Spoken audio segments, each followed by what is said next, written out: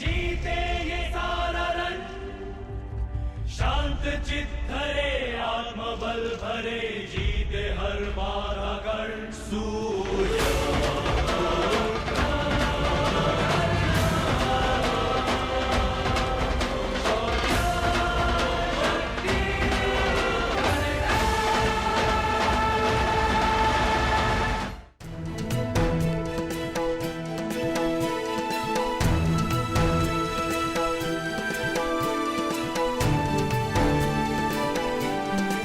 प्रणिपात वासुदेव।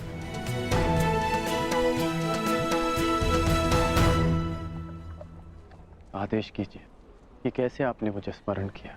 मित्र, एक महत्वपूर्ण कार्य के लिए तुम्हारी सहायता चाहिए मुझे।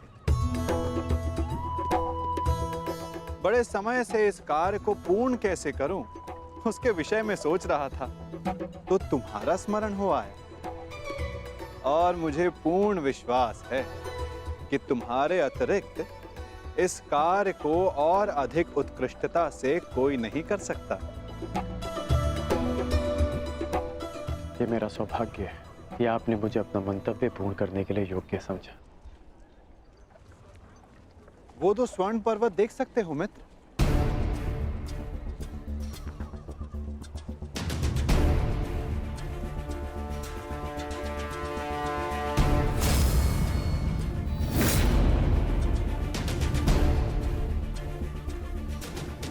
अब इन स्वर्ण पर्वतों पर तुम्हारा अधिकार है, और मैं चाहता हूं कि इन स्वर्ण पर्वतों को तुम समान मात्रा में बांटकर इन ग्राम वासियों में दान कर दो।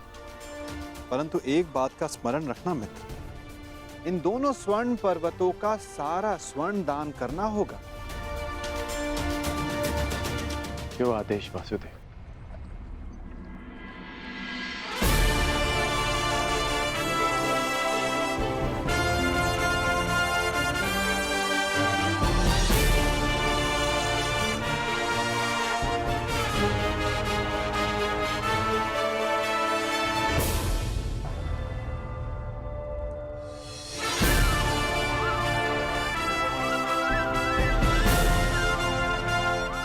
मैं सभी ग्रामवासियों से निवेदन करता हूं कि ये दोनों स्वर्ण पर्वत अब आपके अधीन है। आप सब जाकर इस सारे स्वर्ण को आपस में समान भाग में बांट लें।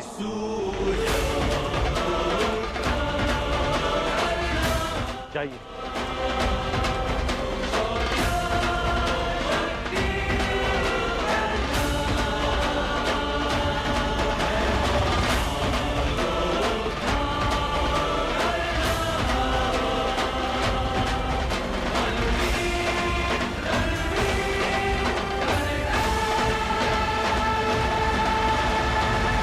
प्रणिपात।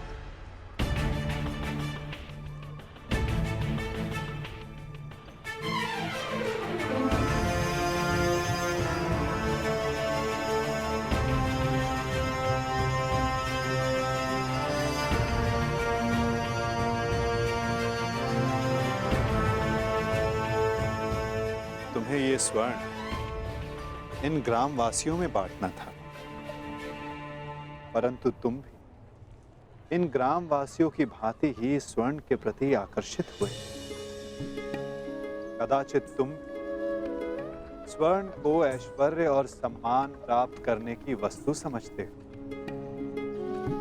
तुमने अपने अनुमान से इस स्वर्ण को इन लोगों में दान किया, परंतु तुम्हें इसका ज्ञात नहीं था कि किसको कितनी आवश्यकता है।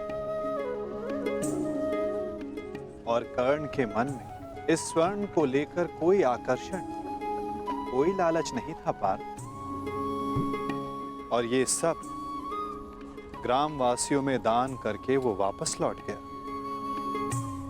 पार्थ, जिस पर दान करने का उत्तरदायित्व हो, उसके मन में वस्तु के प्रति लोभ नहीं होना चाहिए।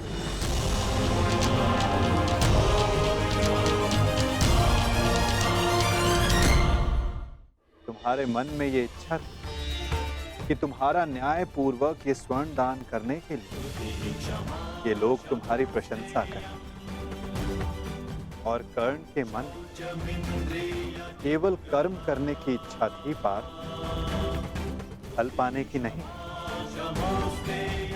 ये वितरांग गुण, ये विरक्ति मनुष्य का लक्ष्य पाने, उसका दान करने के संकल्प को दर्शाता है। एक समय था पार कि तुम केवल चिड़िया की आंख को देखते थे, परंतु आज तुमने केवल चिड़िया की आंख को नहीं, पूरी चिड़िया को देखा। उसकी चाह पूर्ण करने की राह को देखा। और यही अंतर है तुम में और कर्ण में पार। वही अंतर जो एक सामान्य मनुष्य और विशेष मनुष्य में होता है। मैं आपका तात्पर्य समझ गया माता, और ये भी समझ गया कि आपके हृदय में कर्ण का स्थान मेरे स्थान से ऊपर क्यों है। नहीं पार्थ, ऐसा नहीं है। तुम भी मेरे लिए अत्यधिक प्रिय हो,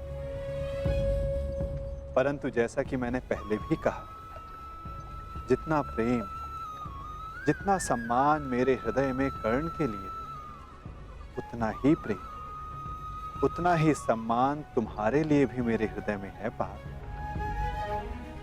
परंतु कर्ण के प्रति मैं तुम्हारा दृष्टिकोण बदलना चाहता हूं। जिस प्रकार, जिस दृष्टि से मैं कर्ण को देखता हूं, उसी दृष्टि से तुम्हें भी दिखलाना चाहता हूं पार्थ। मैं तुम्हें केवल ये बताना चाहता था पार्थ कि क्यों कर्ण को दानवीर कर्ण के नाम से जाना जाता है। मैं समझ गया माता, आप धन्य हैं।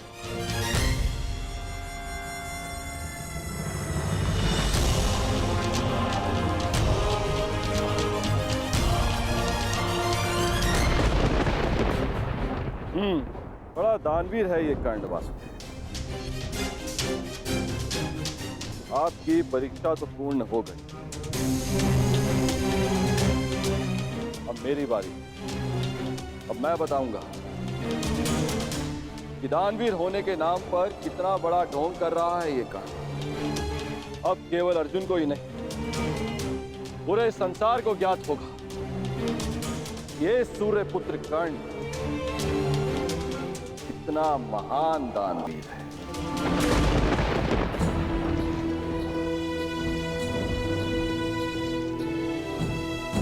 मित्र, तुम्हारी परीक्षा अभी पूर्ण नहीं हुई है। तुम्हारी इस दानवीरता की सबसे विकट परीक्षा अभी शेष है मित्र। और उस परीक्षा में सफल होने के लिए तुम्हें बहुत बड़ा मूल्य चुकाना होगा। तुम्हारी उस परीक्षा के समक्ष मेरी ये परीक्षा मानो बालकों का खेल सिद्ध होगी मित्र। सावधान रहना। आप जानते नहीं कि आज मैं कितना प्रसन्न हूं कि आपको मेरी चिंता है, कि मैं आपके मन में बसता हूं। अब मुझे और कुछ नहीं चाहिए। अब यदि मैं अपने प्राणों को भी दान में दे दूं, तब भी सदा मैं धनी रहूंगा।